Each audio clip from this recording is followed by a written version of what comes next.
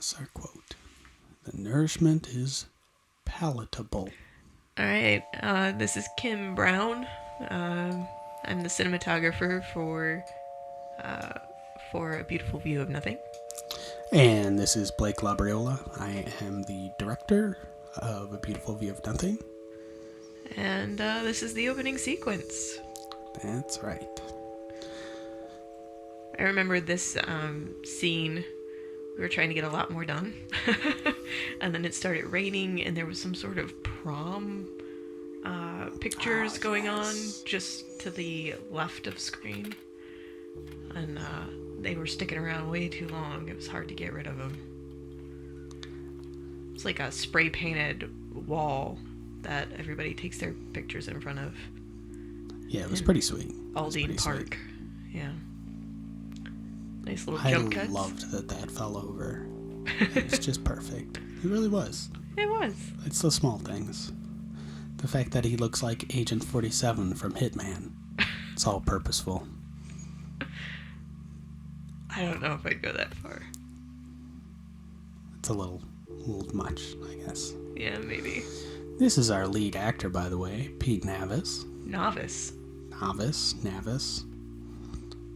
Potato. He did a fantastic job, as you will soon see. We found him, Mandy.com? Mandy or Craigslist? I can't remember. Craigslist, and blew us away. He's awesome. I mean, first and foremost, that is our writer and our sound guy. And that's something I can't get out of my head. Doing a little bit of acting right there. A guy yesterday. It's David Pedersen. Lunch on a park bench, and he did an awesome job, honestly. What's the point of eating it? He did. I think it started as a scratch track. I think I'm having trouble following you on this. There's Rick Cogan. But we kept the scratch track because it was good. That is a body bag that I sewed the night before filming. The cops came by and wanted to actually inspect that body bag and see what was inside of it because they thought we were actually in broad daylight dragging out a dead body and putting him into this van. Right, and filming it. Yeah. Because, why would it you? Yeah. In front of all these people. Right, we got the cops calling us like 3 times that day. I think it's just old people looking out the window and going, what the hell are they doing? Yep. Everybody seems to be storing it away like it's an idea. Like it's not even half. Some very nice music. That's Mickey Rosenquist and David Pedersen again, and John Rosman. John Rosman on the violin. Pete does such a very natural job of reacting to stuff. Didn't have to give him much. It's just immersed in the character. Little known fact, that guy in the orange is Blake's dad. That is my father. I guess it's not really little known. Puppy's going to get killed. The dog's name is Buster. Yep. He was our downstairs neighbor. All right, good. Well, that's all I want to hear. Well, what are you still talking to me for? Ooh. We actually... Every time. Oh, yeah. She scares me. The lighting doesn't flatter her at all. No. I remember she came in and she was like, oh, you're going to make me look really good. And that wasn't really the scene. I felt bad. Spoiler. You're going to look ugly. Yeah, I felt kind of bad about that. I didn't. Into the next room to receive your blue bag and further instructions. Sir. We actually used this building again in a later film that we did. We just wrapped on a few months ago. Claustrophobia is... The landlord is awesome and has been very kind in letting us use his property.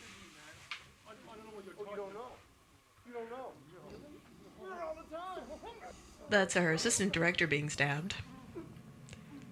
Saham. I remember we had some issues. You guys had some issues with editing that scene together, and I felt like it really actually kind of helped it, the way that you kind of had this elliptical sense of editing into it. I felt it really gave it a Yeah, whole different character. It was nice. I think you're right. We cut it very straight to begin with, and then I think the sound helps. You know, sound design always helps.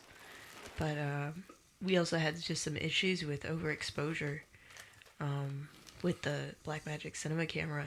Trying to stop down enough was really difficult.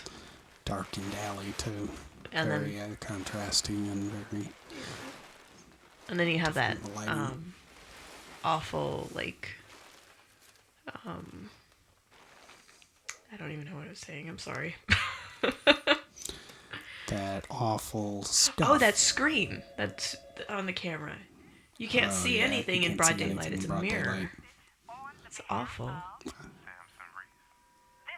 That's Tamika, very awesome lady, Tamika Hurley, that I worked with. She did a great job.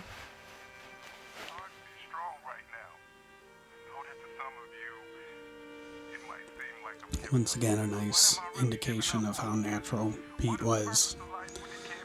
You know, emotional moments like this are so tough to strike the right balance between being ridiculous and being natural. Sometimes the way we react and the way we emote in real life, if you watch it on a screen, it will come off as very melodramatic and over the top. But when you're acting it, you have to kind of figure out in between. And Pete really hit that. I agree. So we did a 2-camera setup on this scene, which was kind of difficult.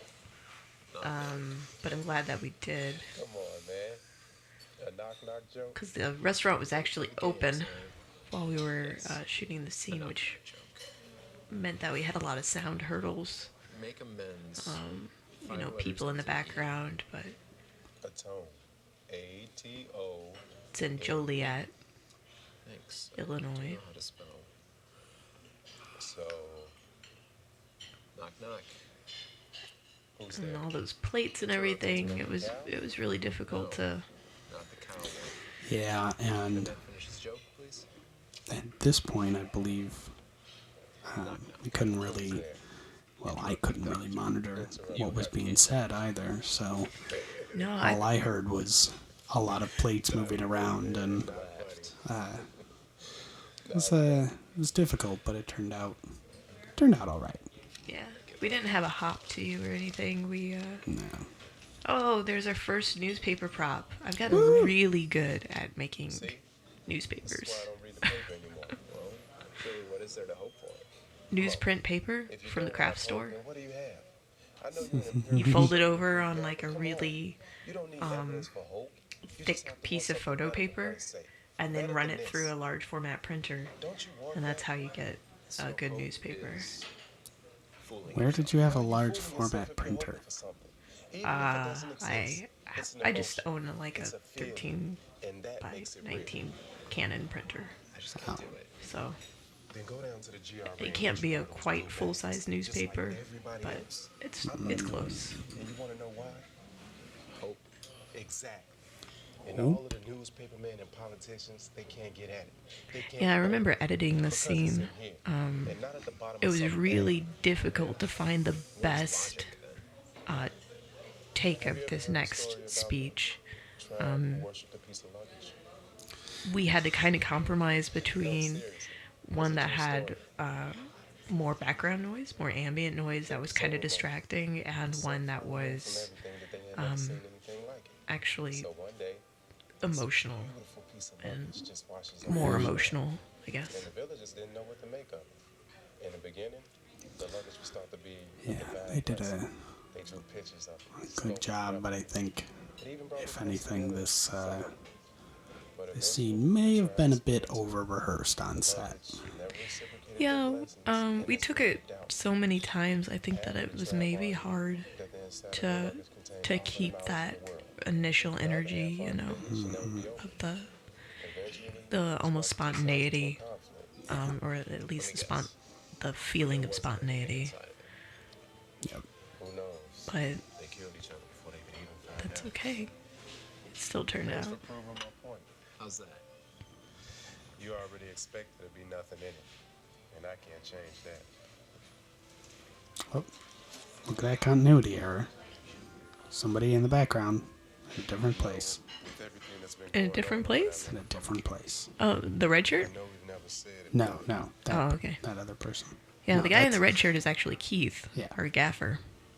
I want you to know that I love you. If you see some hair popping up That's fine. behind the plants, that's Erica, our script supervisor. I know I can't prove it. I don't know how you can prove something like that, but it's real.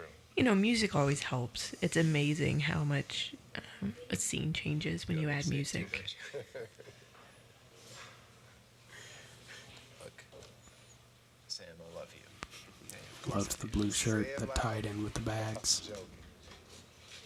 These people up in here don't know you, and they don't care who you say I love you to. Take care, Mom. Hope. And this is really the first film that I colored, like color graded, not just corrected.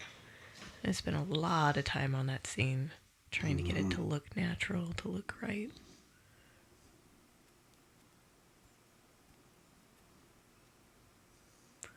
This was a difficult scene because we had to do it very quickly. You can see that everything's in the shadow and it looks very nice and soft and pretty, but if you look where his hand is right here, the shadow is moving very, very quickly.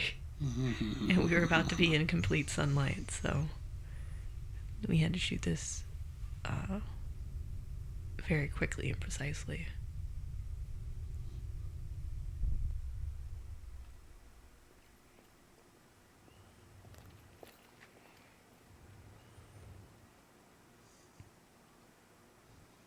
It's in downtown Rockford. Yes, it is, which is apparently a very violent, dangerous area, according to the FBI. We like it, though. And this is in Peatone. Tiny, tiny little town, but you wouldn't know it. I think we did a good job of kind of disguising how small Peatone is. Definitely. And this is in Dave and my apartment. We rearranged that room to really fit Pete's character, Moses. It's kind of hard to find an answering machine that works. Yeah. And here comes my favorite shot. There it is. My favorite shot of the whole movie. You love Dutch angles. Love that shot. We get a little bit of a little angle, little Dutch. Do love me some Dutch. You do. Put on my clogs and start dancing away. I think this sequence coming up is probably my favorite sequence. Not even really sure what it is about it. I think that the movement of the camera is very nice. It's got a certain feel to it. This office was actually open. There were people working in it. Hello? But we shot around it, and it looks so empty and desolate. So, I guess we did get a big Star Wars character in the background, but that's about it. Yeah, at the time we thought George Lucas was going to sue us. And now Disney is. Right. We love you, Disney.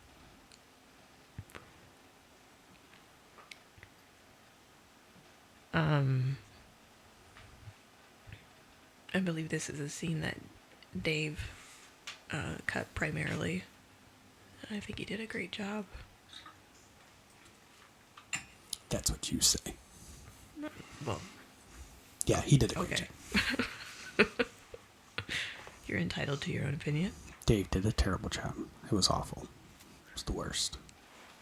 That's And there sarcasm. was all this noise from the vents and everything, but it kind of adds to it. like this kind of creepy Hello? ambient sound that's just almost too loud. Kind of liked it.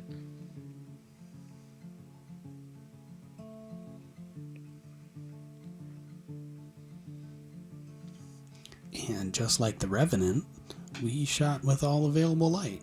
Yeah, for this Which was makes absolutely available light. More beautiful, apparently. Wow, I thought this sequence was awesome. I loved it.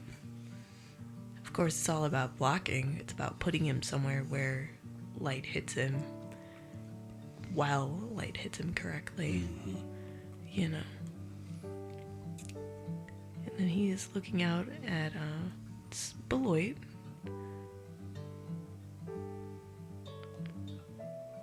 Beloit, Wisconsin. It's a very Midwestern film. Very Midwestern. I think this is the first time that I realized, not right now, but the first point that I realized that he's a lefty. And I was like, oh, this affects how I shoot this. Well, it's Monday. I didn't know what else to do. Of course, you of all people. When we scouted this location, the bridge was actually down. There's so much traffic noise. It was horrible. I'm not scared. It's So now we just had leaves. And this was the last thing we It shot. was blowing. And yeah, maybe, but what's the point? That would have been crazy. we were doing 2 cameras again, which was kind of difficult. I believe Walter Benaziak was operating the second camera. I was on one of the cameras. Mm-hmm. And It's freezing. just really loved this scene, love how it plays out. Yeah, I just wanted to clear this some was definitely very natural. Both of them did a fantastic job of I stole from your purse. emoting this whole scene. It was like 20 Made it bucks. feel very natural I and not felt over the terrible top. about it. Easily Yeah. could have been It's not a big deal. Just wanted to clear that out. over the top. I absolve you.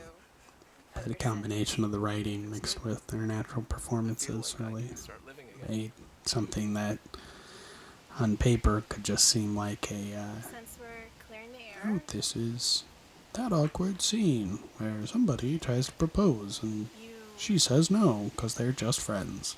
Sounds like something out of a bad romantic comedy, but the way it was written and the way they actually performed it made it feel very natural, very well, I did kiss him real. once, Yeah. but we were both drunk and And Pete's reaction is just like, oh, really gross. you hit me. Heartbreaking. Absolved. We've got a nice jet noise there. That's always... Mm-hmm. What are you going to do? Yeah. You're going to roll with it. That's what you're going to do. Sound. It's always the best. It's what we get for And we got some... an awesome location we liked, but Yep, exactly. I want you to know, though,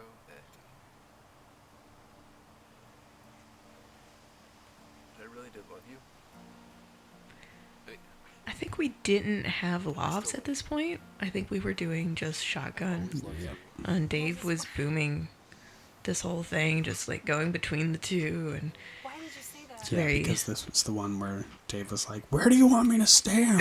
Right, because we had There's 2 2 cameras. And then he would stand in the shot in one camera, and then if he moved, he was in the shot of the other camera. Friendship. Love. We Yeah, wanted him to use his magical sound powers to do it correctly. That's what we wanted. we were just like, I don't know. We dated for a while. Yeah, the squirrel is... Now we're really good I friends. notice it every time. I watch this. Wow, that's the first time I've seen the Oh, squirrel. yeah. Squirrel's our friend. Did you put him in the credits? No, I didn't. I Ooh. should have. You should have. I like that shot too. I do too. It's not very Dutched, but it's okay. I'm gonna go. I think it's because the bridge is kind of slanted. Yeah, I It think makes me you like think angles. of a Dutch. They're like, Makes me think of a Dutch angel. yeah, of course it does. Sometime in like 2030, you'll be able to see Through Darkness, a film I did where it's like all Dutch angles. Yeah, sometime. One day. Yeah, one day. Actually, I think that's getting closer and closer all the time. I love this wide shot, though. I think Yeah, the wide shot beautiful. is just really, really pretty. Yep. You get a real sense of place.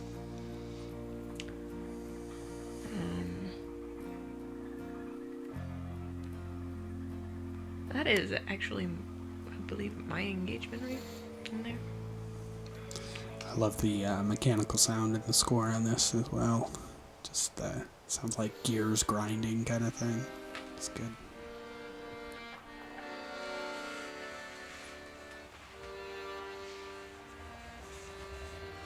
You're supposed to see more of that newspaper, but, you know, we could make it happen, but that's okay.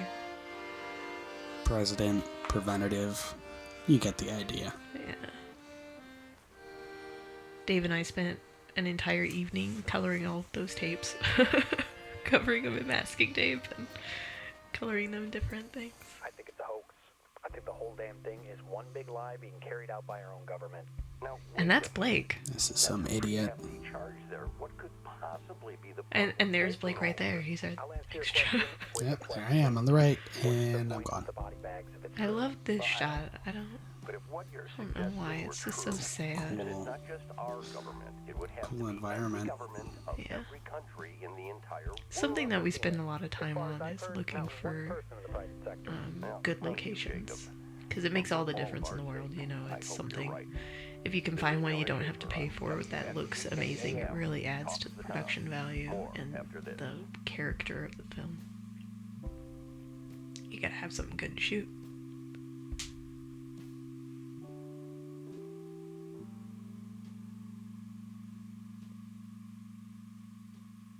He's upset. Very observant. So all this is Foley. But My last name is Labriola. your last name is Labriola. And that is our friend Walter Benasiak first, and then Josh Young after that, who voiced those characters. They're kind of just made up goofy little things, that inside jokes and stuff. But call them appropriately placed, Easter you know, eggs. they're not going to be... Sam, it's Sunday morning. Oh, I remember this. We decided that this was going to all be one shot. What are you talking about? I think we had some floor creaking and stuff, and, you know, you can see the beginning of our VHS collection there. Because we're cool like that.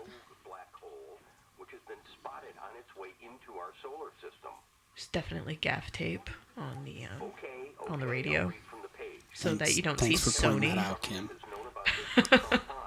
Nobody would have known. I know, nobody would have And known. you just called it out. That's so what? They're listening to the commentary. That's their reward for listening to the commentary, seeing our mistakes. That's right. I guess that's what my commentary is. Here's all of our mistakes. Fly. Right? The fly appears more than once in this film, actually. I really like this shot though too. I think, you know, it's we go back and forth about the fact that it's still shaky at this point, but I think it lends this sense of tension to it. It's like, oh, what's gonna happen? What's happening? And it holds on the radio for almost an uncomfortable amount of time, and it's just one of those things that's perfectly unsettling. I agree. I didn't like it at first, but I do now. Now looking back on it after a while, I'm glad that it was shaky. It makes it a little creepier. So this is a hill in Aldine Park, and the first hill that we found, Blake and I went location scouting, and we came back with this picture, and Dave, just who was not going to help produce at all, he was just like, I'm just writing, I'll do sound, I'm not producing, looks at it and he goes, that's a mound. That's not a hill. A mound. That's a mound. And it had some awesome like sirens on like poles and stuff. So we could like frame the siren so that it would make sense, and like you could see the siren and when you hear it later, and it was gonna be perfect.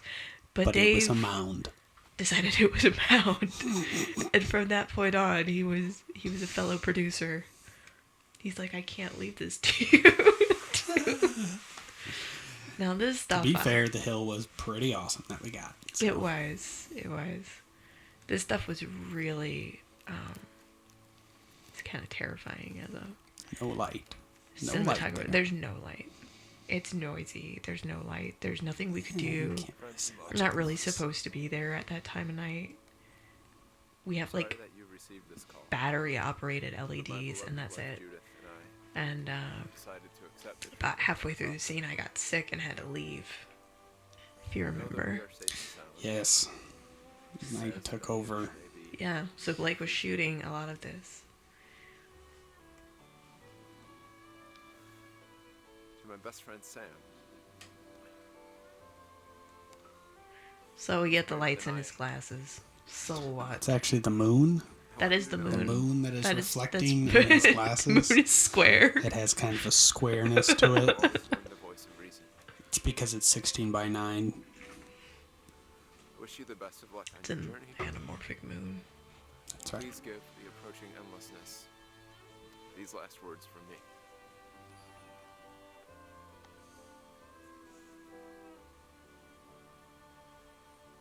Still, We like, arose from nothing. I'm really impressed with what we were able to get. Like, that shot is just really cool.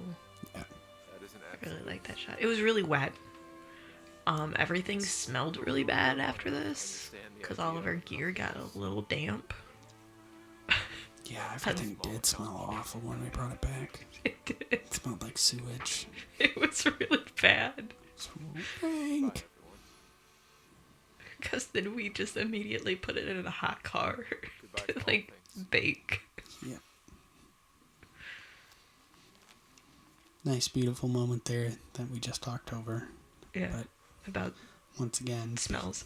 Pete doing a really good job of Yeah, Pete's awesome. nailing something that essentially is a, I don't know, call it a soliloquy. Only because I recently watched Macbeth.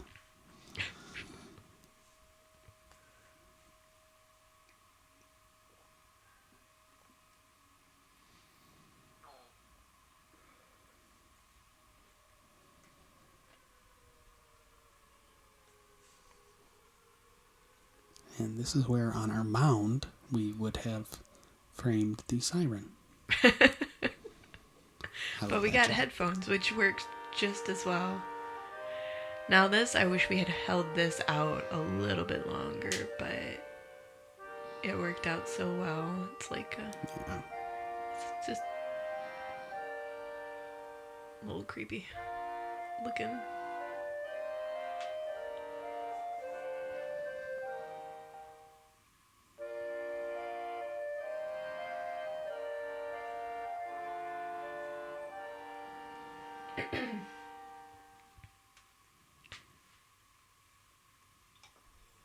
Oh shoot! We just blew your minds. He's still alive.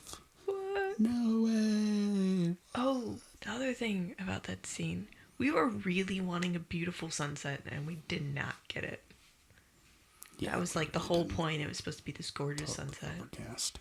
It's almost kind of perfect that it was overcast though. It was. I love that pipe. First, Yeah, let me say, it works. we are hearing It's this, awesome. and you are The safe. texture, the You color, all survive. awesome. In what is being considered nothing short of a miracle, the black hole has simply, for lack of a better word, disappeared. We had the jib in the middle of the street for this, but downtown Rockford on a Sunday in the morning, there's no one there.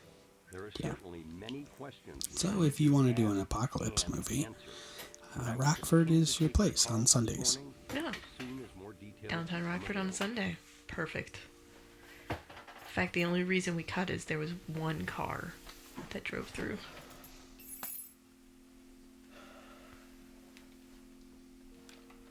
That phone, I can't even handle that phone. It just takes me back to another time.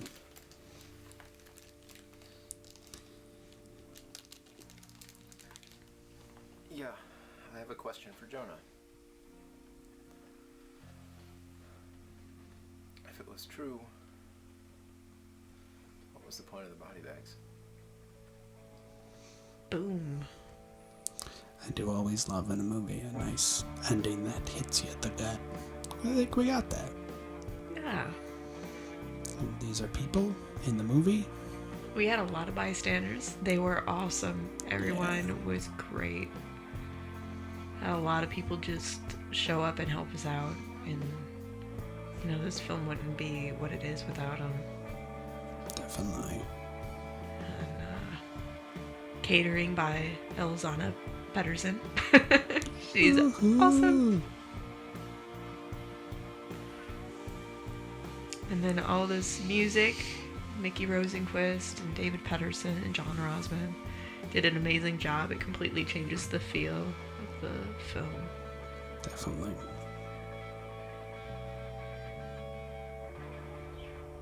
And that's it. That's that is A Beautiful View of Nothing.